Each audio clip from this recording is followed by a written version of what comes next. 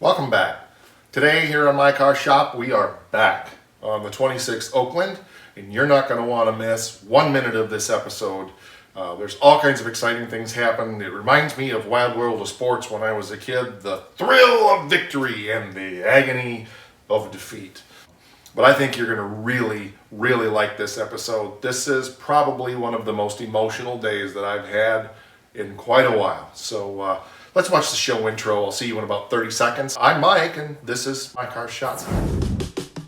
Working out of a 100-year-old refurbished barn, bringing 35 years of experience to projects considered beyond repair.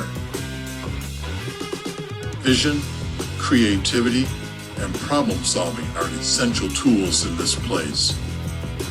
Watch as we transform junk into polished metal miracles. This is My Car's Shop. Okay. I kept thinking it was loose enough too, but obviously it was the bolt was spinning. So Yeah. Well, it feels the same way now. it means it's probably getting down to the bottom of it. Yeah. Yeah, I can't feel any of the bolt through the nuts. Very good. And look, there's no hangers on there, so that pipe should fall right off of it once that bolt is loose. Just give it a whack. My guess is that flange and the weight of the pipe is just kind of jammed on that bolt. So.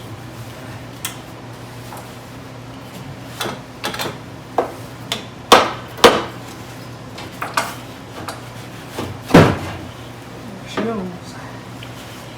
Very good. Trip over here.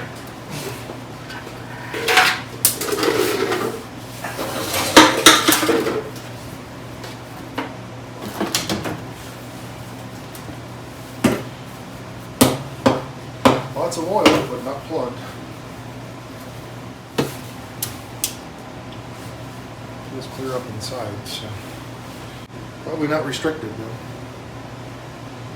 Probably tell. Try to start it again. Yep. If we just crank it over even without trying to start it, we'll be able to feel Should the feel it? puff. Okay. Yeah, let's go ahead and do that. Go ahead.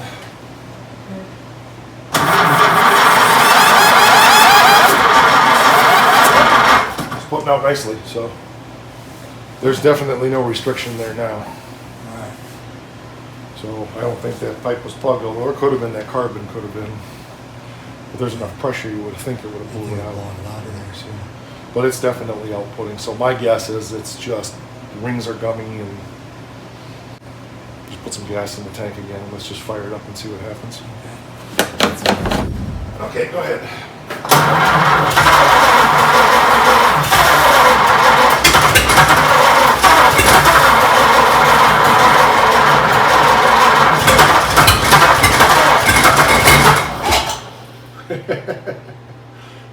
Go ahead.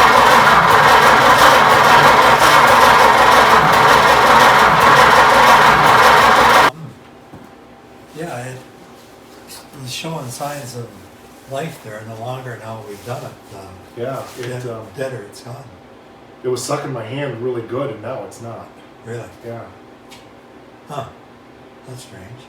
Well, again, if the rings are gummy, let me shut the gas off so we're not drawing as much. Go ahead again and get my hand over it better to feel what we got.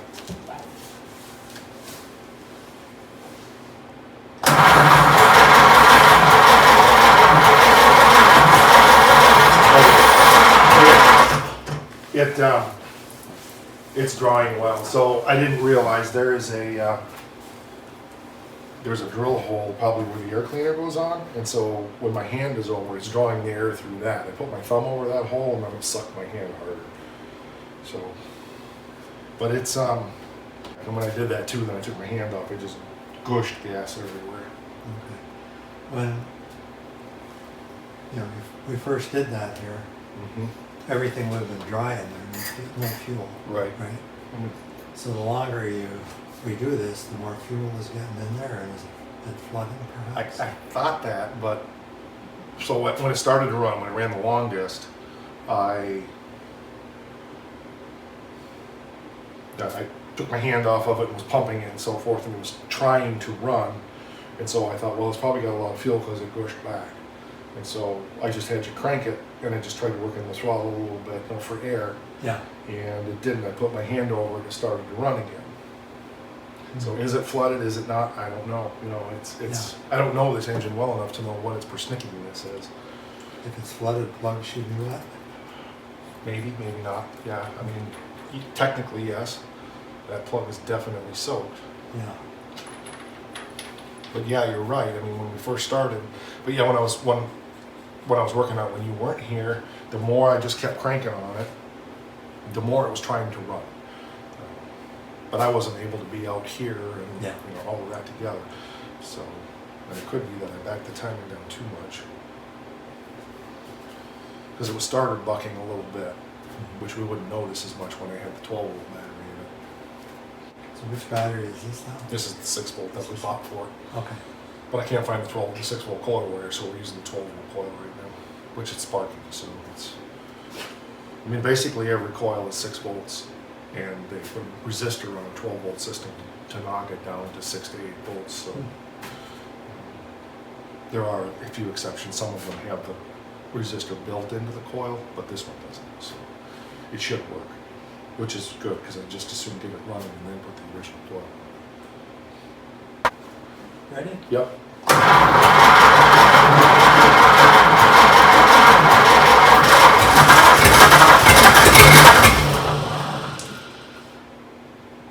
Go ahead.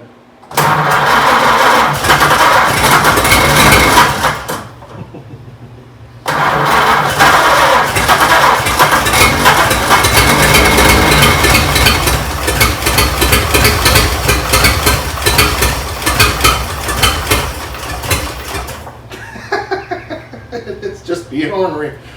Hold on a sec. That's the longest it's run, sort of. So how many cylinders do you think are actually? I would guess 4. It's not. It's kind of it should take off. I think the more we do it, the better it's getting. So Yeah. I just got a feeling it's just taking a while So it may be out of the 6, 4 are functional. I mean, it'll always be the same 4. Right. And there's 2 that are marching for the ride. Yeah. I think they will go. I Yeah. think they will eventually go. Rings could become. I mean, if we got compression on all the cylinders, as far as they know, so we could go back and check that. Let's try it again. I think once it just gets going, they'll pick off. I'm learning how to work the throttle to get it to run also. So. Okay. Ready? Yep.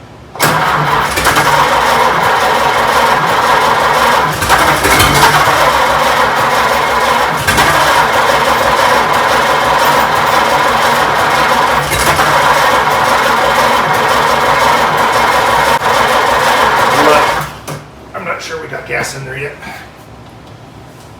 Well, the amount that's pouring out of there now, I guess we do. Yep, we do. Okay.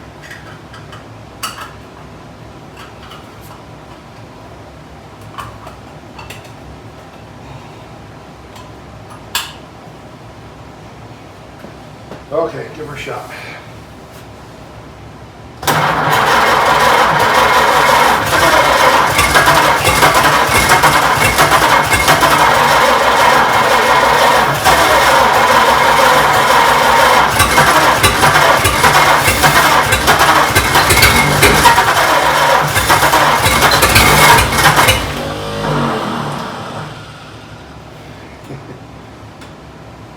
Hold on a second.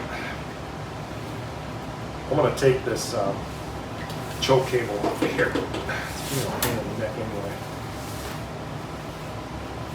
When I was trying to start it by myself, I had hooked the main and the choke up, but it's not really hooked up correctly because the airplane's not there. Just move it out of the way.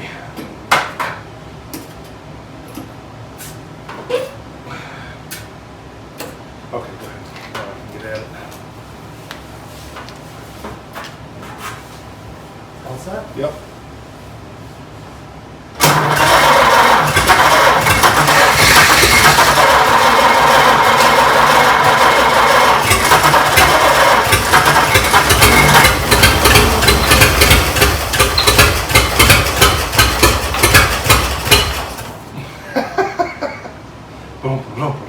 Yeah, it sounds like 4 to me. Go ahead.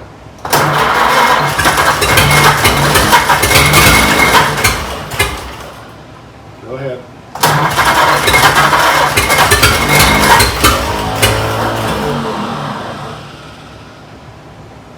Go ahead.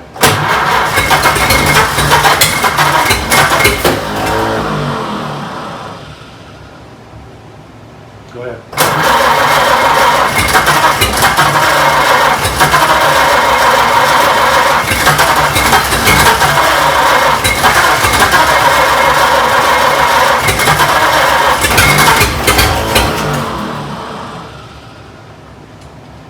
Go ahead.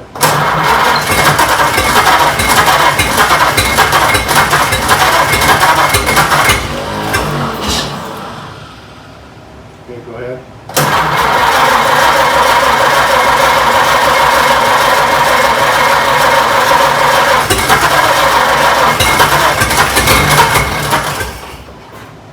Okay, stop a sec.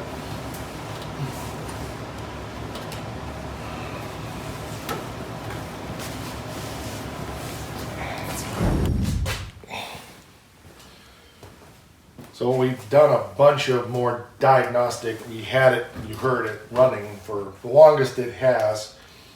We pulled the plugs back out, and definitely some of the plugs are not firing on every compression stroke. One of the things that Dad mentioned is we don't have a condenser in the distributor. Where it went, nobody knows.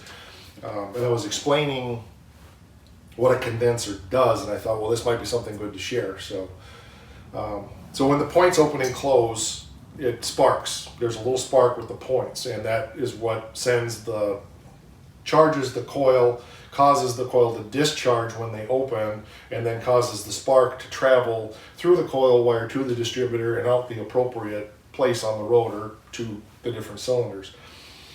When there's no condenser, what happens is there's excess voltage when those come apart, and there's nothing to absorb it. So the condenser kind of acts as a sponge, if you will. I'm saying this in very simple terms, but it helps prevent those points from overarching and burning. It gives some place for that voltage to drain off. So that's why it's important to have a condenser in there. It will prolong the life of the points. Without it, they won't last very long. Oh, So I always thought it was to add more intensity to them. it does both, but Oh, it absorbs the charge because it's a condenser, but it also keeps the points from burning out. So it's a multi-purpose thing, and that's all layman's. And quite frankly, I haven't looked at that since about 1979. So I'm going by memory, and you can correct me on what I'm getting wrong. But in essence, the points, the most important thing is points last longer when there's a condenser. That's what it's there for. So it's a multi-purpose thing. Condenser's not a capacitor. Remember, a capacitor is in a circuit, holds voltage, and you can get really shocked. 2 C words. I think Yeah. I'm getting confused. But condense saturates. Okay. It condenses things. So, but that's what I was always taught way back in junior high or high school farm shop. Was a condenser is to prolong the points from burning themselves out. Take that up with Mr. Clark if I'm wrong. So anyway, I held my thumb over cylinder number 4. We got good compression. I checked them all, and we got a real good puff. But when I held my finger over that hole and watched that number 4 plug, it would only spark about every 3 times. So I really think we got bad points. My guess is once those parts get here from Wayne, new cap, rotor, points, condenser, plug wires, we're going to be in a lot better shape. Yeah. I think that's why no matter what I do down here on the carburetor, we got it to run for 15, 20 seconds maybe? Yep. Which I think we had on video. But I just think with it missing like that, it's just not hitting enough. One spark plug was really warm, which tells me that cylinder's probably firing a lot. The other ones are hit and miss. So that's where we're at. We're not going any further with that today. We'll put the ignition switch in and get some other stuff done on the car. But one step closer, but I think just trying to use these, knowing Grandpa, these were not put on right before the car was parked. Parts, points, condenser, plugs were absolutely trashed. So these could have been on here for 80 years for all we know. Yeah. 90 years. And it looks like some things were cannibalized from this, probably for something else. Yes. The fuses that were Yes. missing, and there were one or two other things, right? Well, the ignition switch, so we'll show you that. We'll probably show the bad one, but we got the new one now, or it's fixed. And so the pot metal spread, probably way back when they were driving it, that was a common thing, and that's why that lever broke off. Okay. My guess is from what we're seeing on those wires under the dash is they went and found a way to twist a wire together to make it run. Mm. So the fuses, who knows if it, like you said, was it cannibalized or did they just, who knows where they went. Yeah. My guess is they weren't using the ignition switch at the end from what we saw under there. So once we get the switch in, we've got to figure out what they cut and what needs to be hooked up. So that's a good little project for today also. Okay. And there should have been a condenser in the, Yes. so that might have been cannibalized. Cannibalized or it shorted out and they took it out to keep it running. Oh, okay. I'm more than shocked at how, well, the whole thing, as you said, cannibalized is a good word. It was really rigged, for sure, between valves and the engine problems and all we're seeing on the wiring. And this thing could not have been running very well. But it is possible that when they had a problem with another car, they knew they had a part on this one. That's true. Yeah. Yeah. Yeah, that's very true. They could have just stole a condenser out of it for something else. Yeah. It's possible. Even the fuses. Yes, that's true. Yeah, the two fuses on the ignition switch. So, yeah, we have no idea. No, anybody that would know is long gone. So. Yeah. In fact, did that very same thing here, because that coil was borrowed from another vehicle. This one. Oh, this one, yeah, it's family tradition. I stole the coil off the '73 Swinger to get this to run. So. Yeah, it runs in the family. Yeah. Well, and the rationale was I didn't want to burn out the original coil using 12 volts, but that's exactly right. Yeah. Yeah, so Scoop can't run right now because the coil. I went to move it the other day and I forgot the coil was out. Yeah. So 50 years from now, somebody's trying to get that running. If that car's parked for 50 years, something's radically wrong. Okay, so on to other things. Dad's going to go ahead and put the switch back in. And, hopefully we remember how it goes.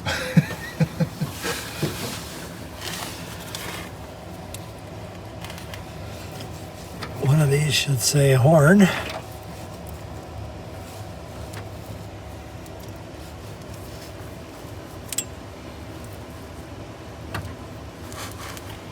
Remember to turn the switch the other way, like that, yeah, because otherwise you're going to have to twist everything to get it up in there. Yeah, okay. Good point.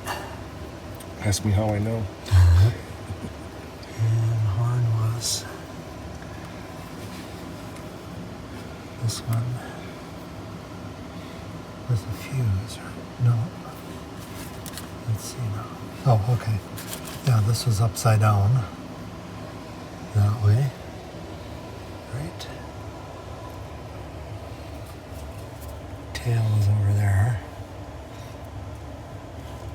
Horn.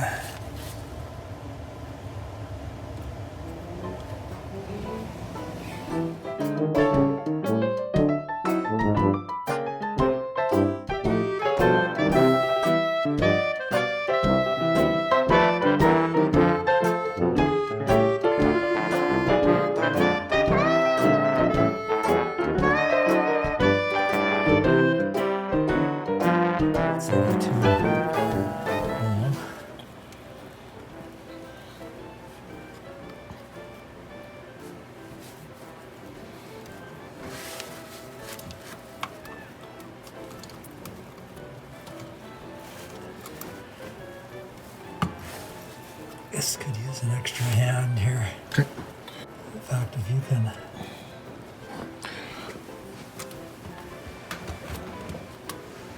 take that screwdriver. Yep. It's right there. Which way? Okay. Guess my thumb's in the way. So.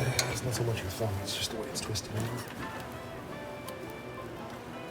Yeah, that angle there would be perfect.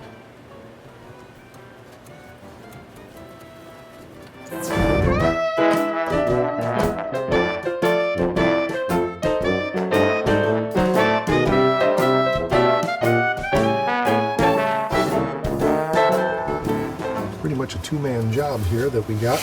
We got most of them in there. All I've done is run the screwdriver. The wire?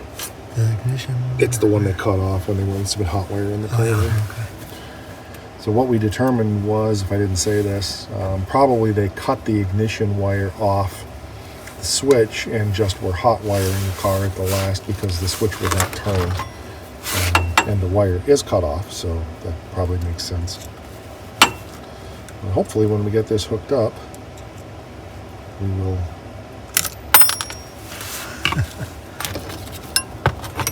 some things will work, hopefully, like the horn. And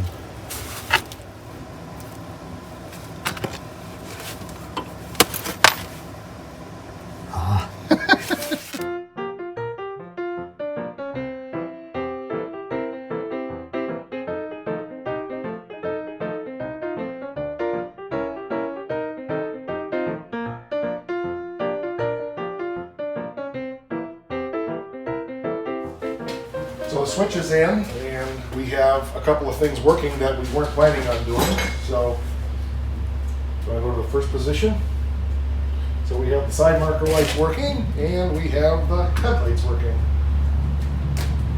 So like I said, we weren't planning on doing that, but why not? Switch is in, we're testing everything. You want to push the horn button?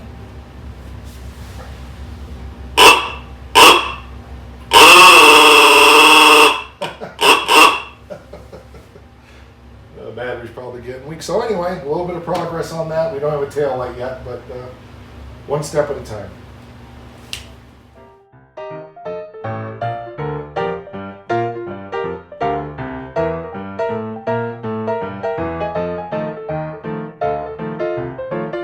Shot. We have carburetor, we have gas, we have everything we need. So go ahead. Yep, go ahead.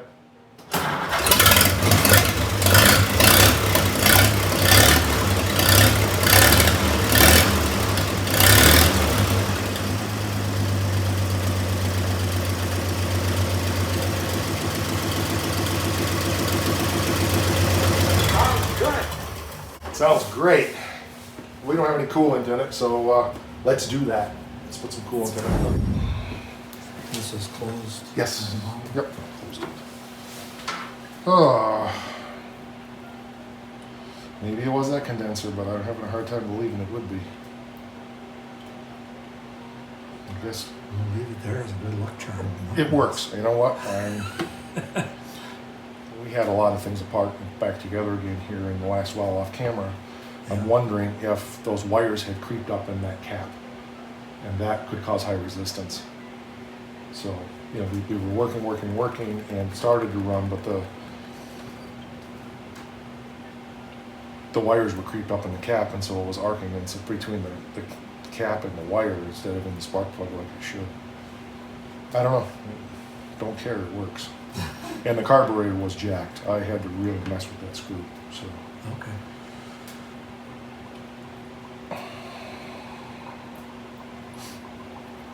Well, obviously your valve settings must be pretty close. They're not bad, yeah. We checked them again, and they were at loose 10, and warm they're supposed to be 7 to 9, so 8. So 2 thousandths is not much. And I don't hear them clack, clack, clack a lot either, so. We don't have our valve covers on the side of the engine yet. But, okay, we put more in there, but let's run up to the house and fill this up. Hopefully we don't have any big green puddles on the floor, but it's set out here for close to a week with water in it.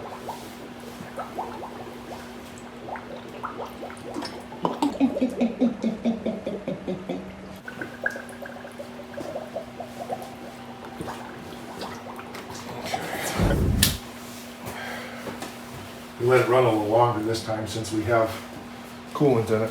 Yeah. How much gas do we have? Hold on.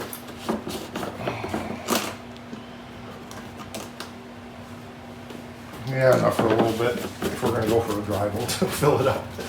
I don't know if we're ready for that. So. Yeah. Go ahead.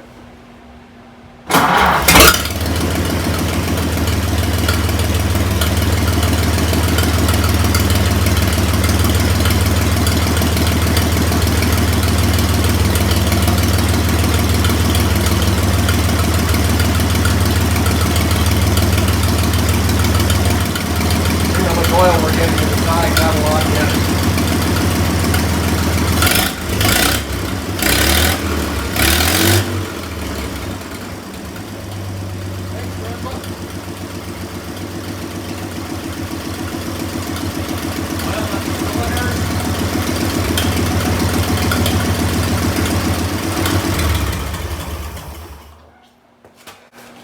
Not seeing much oil over here yet, but keep an eye on that. I don't know how much we're gonna see, you know, I don't know how much oil feeds up there, so. But there's got to be some. Yeah, I see a little moisture in there, so I'm thinking, and I think when we were oil pressuring it there was some oil in there, but I don't think it's gonna be a huge amount anyway. We'll just keep an eye on that for a little bit. And it's not like it can be an overhead valve engine where you got the valve covers off and oil's gonna be Yeah. everywhere. But I do want to hook this generator up. Is there a screwdriver right there? Flat blade? Yep. How big? That'll work. Maybe. I'm just curious to see if this. We have the generator rebuilt, so I want to know if it's going to work. So. Yeah. Is there a gauge in here that was? Yep. Okay. Go ahead and fire it up again.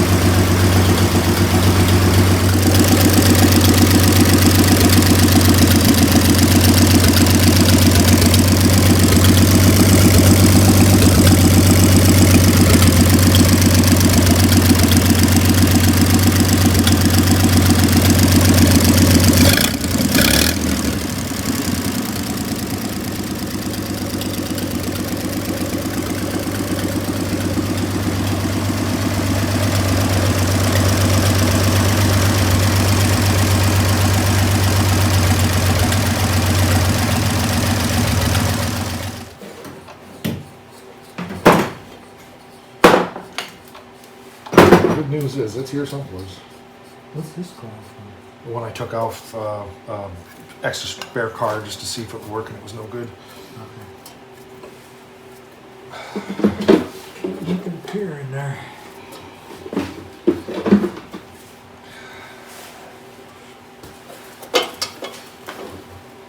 Oh, I think I got that on there backwards or something. Doesn't want to tighten down.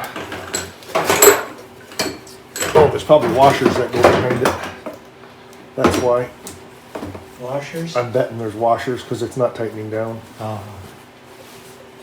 I'm assuming I got it on there, right? Maybe I don't.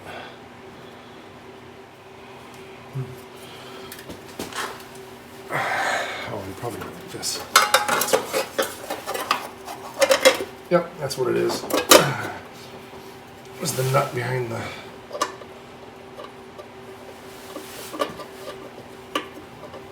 nut behind the nut put it on wrong. They're really just a dust guard is all they are, so. Yep, there we go. Yep. Okay.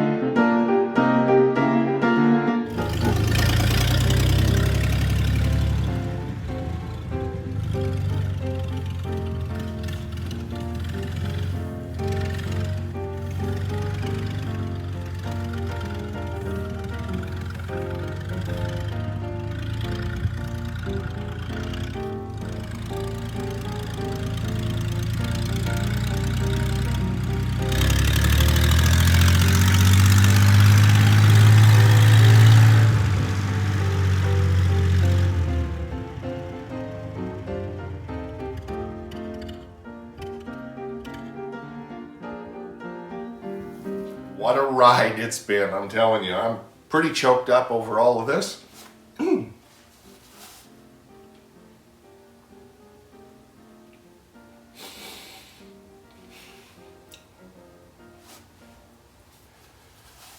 What a thrill. Not only first run, but first drive in 75 years. What a thrill to be able to drive my great-grandfather's car. The clutch is stuck. We have things to do. The ball stud is not on the carburetor for the throttle links to hook up. And in that last footage, you could see me kind of tooling across the yard. I was reaching down trying to grab the gas pedal because I've got it put together literally over there with duct tape and a zip tie. And there's work to do. Lots of work to do. We're probably going to have to pull the motor out of this thing and get that clutch freed up, but we don't know. But we really wanted to get it to this point so that it's running and driving, and there's a lot to do, obviously, but it's huge steps forward. So yeah, lots to do yet.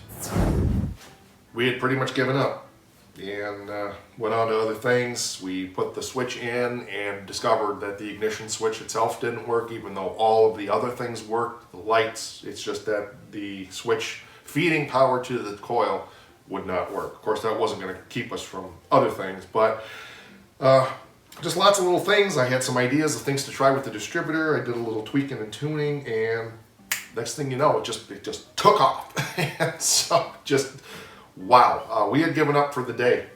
And I said, let's just try it one more time. I could tell by the look on Dad's face. He was like, I don't know what for, but okay, I guess. We were both just speechless. That, yeah, what an emotional day. It's just been one hell of a day, that's for sure. Blown away, just completely blown away. I'm so emotional. I said, I don't know whether to go have a good cry or go get drunk. I don't know, but I want to make a special shout out to all of my family and friends who put their faith in me with this project.